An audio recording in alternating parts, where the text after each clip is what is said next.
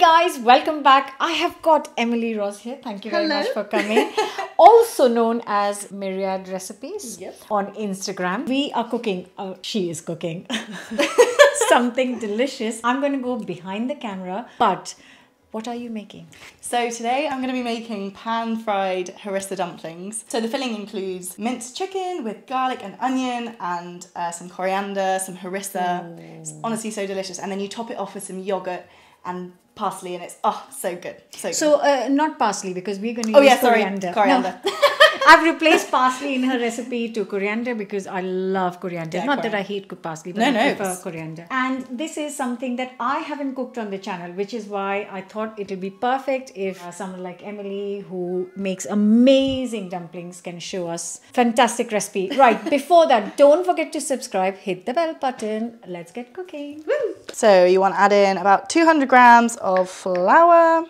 How much is it going to make? So this will probably make about 2 to 3 portions. But like, I tend to either make dumplings for my partner and I, or just for myself. So if you're making them for just yourself, you can make them so quickly. Okay. The time it takes to make dumplings is when you're making it for a lot. So, you know, if you're making dumplings for like 10 people, then that will take you an afternoon. Yeah. But if you're making them for yourself, I mean, I used to make dumplings in half an hour, like from start to finish. So now you just want to pour in your water and stir with chopsticks. Now I use chopsticks regardless of what variety of dumpling I'm making, because I tend to find that it makes a really good shaggy dough, and you can kind of tell how much water you need a lot better, rather than if you were using a spoon or like your hands or whatever. Are these always made with plain flour then? I tend to make them with plain flour unless I'm making like a steamed kind of fluffy bun. Yeah. And with that, a traditional recipe would be using yeast, but there's a little trick that I figured out, that if you just use self-raising flour and water, or with yogurt especially, then you can actually make a really good fluffy dough if you just steam it. So, and it saves so much time. So this is just plain flour and half the quantity of water? Yeah, so you've got 200 grams flour and 100 millilitres of water. And that's it? That's it. It's really easy. And honestly, I think making dumplings has been one of those things that people have been quite scared about. Yeah. Honestly, it's such an easy thing to do. And it's so therapeutic. Like, I used to make dumplings at uni when I was stressed. Like, it's such... Wow. So it's not very wet, I can see. No, so you want a dry dough. And then basically from this, it will become a lot more bouncy. So one of the worst things you can do is add a lot of water, because you think it's going to be better because it all kind of comes together more easily, but actually you then end up really struggling to wrap the dumpling. So it becomes way too wet. Whereas with this, you knead it and it looks super dry. Like, you can kind of see. Yeah, that's what I thought. It looks very dry. Yeah, it's actually not too dry. No, it's not dry, but it's quite hard. Yeah, it's quite hard. And like, you can see it's like loads of cracks and stuff. But you basically want to keep kneading it. So the kind of traditional method of this type of like style of dumpling, you would knead it for about 5 minutes and then leave it to rest for about an hour. But because I'm not making any traditional dumplings, and this is very much just my style of how I do it, I will probably knead this for about 30 seconds more, then wrap it in cling film and put it aside whilst we make our filling, and then knead it again for about a minute once it's rested for a bit. And honestly, you'll see it'll come together so much easily. Okay, so now you want to cover your dough with cling film, and then put it in your fridge. Oh, fridge. Well, you don't have to put it in the fridge, but I personally like putting it in the fridge because it firms it up a bit. Basically, when you're doing the wrappers, you want the wrappers to be quite firm. The worst thing is having a floppy wrapper, because it's really difficult to pleat them. Luckily with this recipe, it's actually a super simple recipe where the pleating is really, really easy. You kind of just bunch it up together and then flop it on the other side. But if you're trying to focus on the pleating side of things, a harder dough is much easier to manage. So I'm going to put it in the fridge. So now we can make the filling. Now I'll make the filling. So I'm just going to wash up this bowl real quick. First, we're going to chop up the onion. So that's our onion, couple of garlic cloves. Now we're going to chop up a chili. First up, we got the onions, garlic.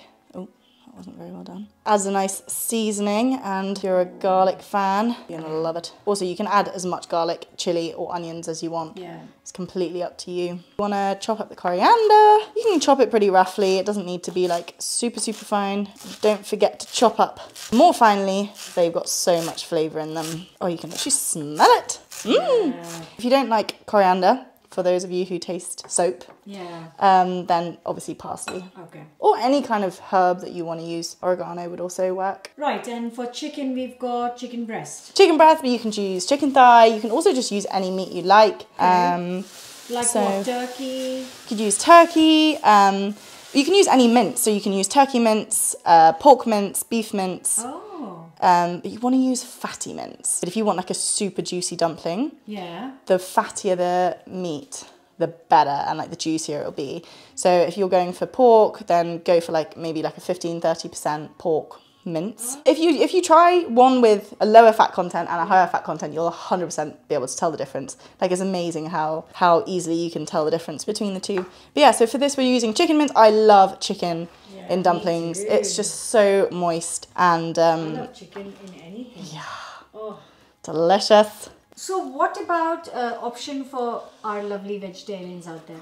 Yes, so if you're vegetarian or vegan, I would highly recommend using minced mushrooms. So just like either putting them in a food processor or just chopping them up by hand, and then probably frying them off. You want to fry them off in a dry pan, which like removes all of the excess moisture. Are we not cooking this? No, but that's fine because we want the moisture, whereas with mushrooms... You don't want the extra moisture. Yeah, you need it to like, you need it to kind of chill out a bit and remove any of the excess water.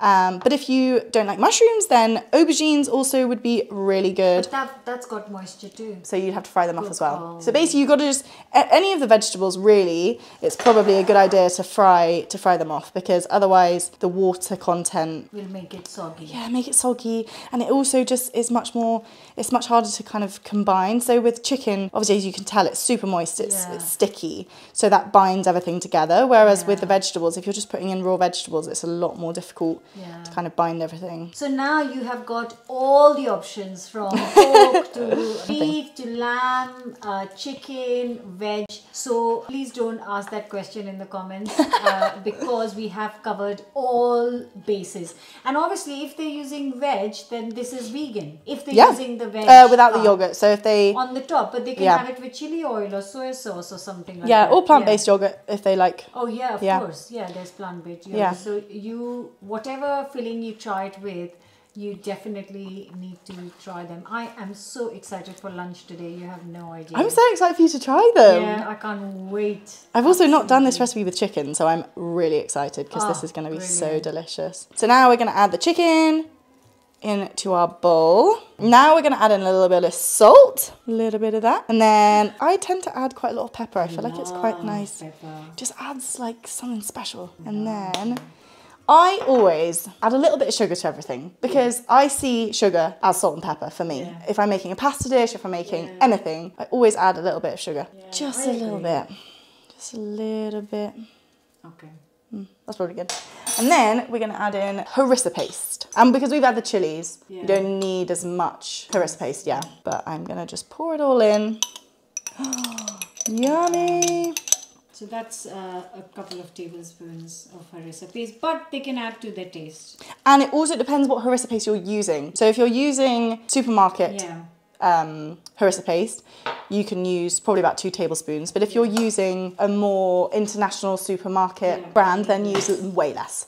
Because theirs is much spicier. Like if you're using Tunisian harissa paste. But yeah, look at the colour. So stunning. It smells amazing. Oh, wish you guys could smell it. It's honestly so delicious. Right. Okay, yes. So we've just taken the dough out of the fridge. As you can see, it's still got quite a few kind of lumps and bumps. It's really not perfect. But what we will do is, because it's had some time to rest, we'll just get a little bit of flour, dust the surface, and then we'll just knead it for a little bit longer. Now, literally, as soon as you start kneading it, you can literally tell that it's already starting to kind of, like, there aren't... Oh, smoothen out, soften up. Oh, lovely. So nice. Oh, that looks so smooth. Doesn't it look so smooth? What a transformation. Okay, so now there are several ways that you can roll out a dough, and based on the country, like everyone has their own way of doing it. So I've tried out a lot of different ways. You can either roll out the whole dough and make it into like a flat surface and then just cut them out. But I actually find that wastes quite a lot of dough. So what I do is what the Chinese method of making it. So you make it into a little donut. Yeah, so you want to make a little donut shape. Then what you want to do is just cut that, form it into a little sausage, and then roll it out a bit more. And then we will cut them into basically however many portions you want. 5. Ooh. So we got 5 each. And then what I would recommend is that you don't want these to dry out. So cover it up. I tend to just cover them up. You can also cover them with like a little damp cloth if you want to, but because this tends to move quite quickly, like I wouldn't worry about it too much, especially if you're not making that many for that many people. So what you want to then do is get your little piece of dough. Depending on how moist it is, like you might want to dust it with flour. I feel like this one's actually okay. And then just roll it into a circle. Okay. And you want to make it quite thin, but with these pan-fried chicken dumplings, they're actually quite nice. It's like a meal. Like if you make them quite big, like you can afford to have them quite big because the pleating process is so simple. It really doesn't need, they don't need to be that small. I tend to just roll them out until they're quite thin. I think having a thick dough, personally, I don't love it. I like to have a much higher like filling to dough ratio. So yeah, you probably want them like that. So it's not too thin, but it's not that thick. Yeah. So do you roll them out first and then fill it all together? Or? I think we'll fill them first. Okay. So like fill as we go. Now that you've got your wrapper, you want to grab your filling and place a spoonful of your filling into the center of the wrapper. Look how colourful it is. Now the good thing about this pleating process is that like you can fill your dumpling wrapper a lot more than if you were just doing a more technical pleat. Okay. So if you're doing a more technical pleat, I would probably put in less, so maybe like a quarter less than this. But with this, genuinely, you just gotta bring that up, bring all the sides round, just pinch, pinch, pinch. Same with this side, pinch, pinch, pinch. And then seal it at the top. Ooh. And then you can always like rip it off if you want to like not have that much. And then turn it over and then flatten it out a bit. Lovely. And then you can always top with a little bit of sesame seeds or anything fun if you want a bit of decoration. But then yeah, that's literally ready to go. And then you just pan fry it, which we'll show you in a bit. Just flatten it out with the palm of your hand. It's always difficult, but you want to try and make it circular as possible. Well, I've made a million chapatis. Oh yeah, you're a pro at this. You're all good. What do you reckon is your favourite dish to make? Your comfort dish? Oh, comfort dish would be like a chicken curry and ooh, paratha or naan or something. Right, this is looking lovely. Good? Yeah.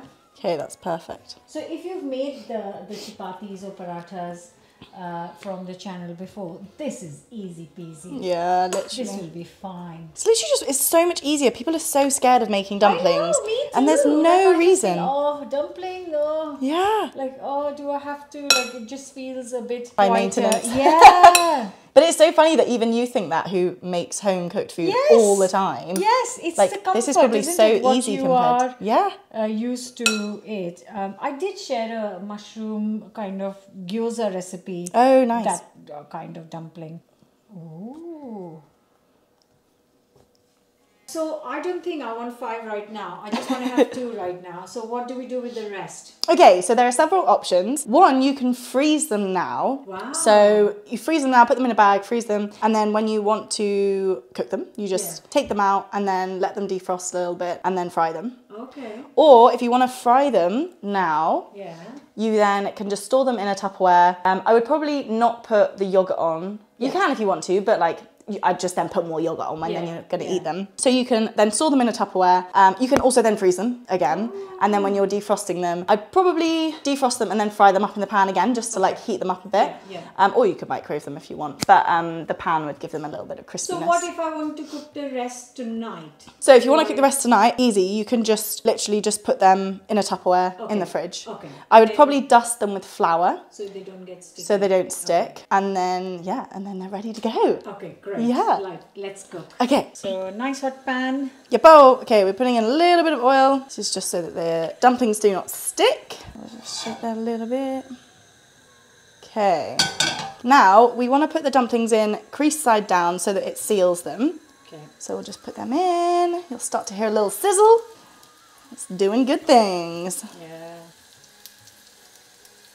So then we want to fry them for probably about 2 to 3 minutes. Basically just want to have a little bit of colour on them. And then we'll pour in some water, put the lid on, and then they'll steam. And we'll probably let them steam for about 8 to 10 minutes. Oh. And then they're ready. Oh, look at that crispy bottom. Very nice. So what we can do now is flip them over and then pour the water in. Okay. So I think that's what we'll probably do. So we'll flip them over. Oh yeah. Look at those colours. So pretty. So pretty. Oh, they're gonna have a little crunchy top. It's gonna be so good. Okay, so now you want to pour in your water. This is literally just to steam them. So, woohoo! Oh my god. Can you just Oh yeah. Shall I reduce the heat? Yes. How do I do that? Oh yeah. Okay. Sorry. Okay. So now that you've put in the water, basically just want to let them steam for 8 to 10 minutes. Yeah. People always think that you need to steam chicken for way longer than you actually need to. So don't keep them in there for longer than you actually think, because then the chicken will end up going dry. So really 8 to 10 minutes is like the max. We can put a timer on this. Yeah, we'll put a timer on. So next we're making the topping. Okay. Now this is totally optional and you can kind of have the dumplings with whatever you fancy, but this is my preferred way. Okay. So you've got some plain yogurt or Greek yogurt, whatever you fancy, and then you can add any kind of spicy element. So here we've got some chili oil. You want to put in your chili oil. You could also use paprika, you could use harissa paste, totally up to you. And then we just mix it all in. And you can also sprinkle with a little bit more coriander or parsley on top, and it's... Take the lid off and just let the water evaporate a bit more. So, woohoo! They have puffed up. Yes! Oh, they look so fun. Oh my word. So yeah, we'll just let the water evaporate off a little bit more. Okay, we'll leave them to crisp up a bit. Delicious. So all the water is gone, so it's time to turn it off. So then we'll take them off. We'll put them on this plate for the moment.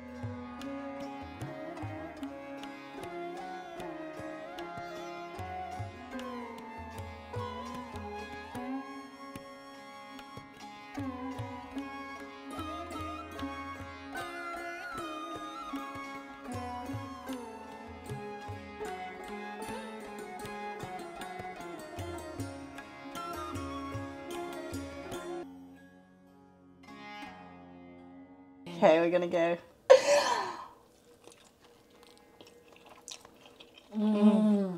Oh my god. That's wow. so nice.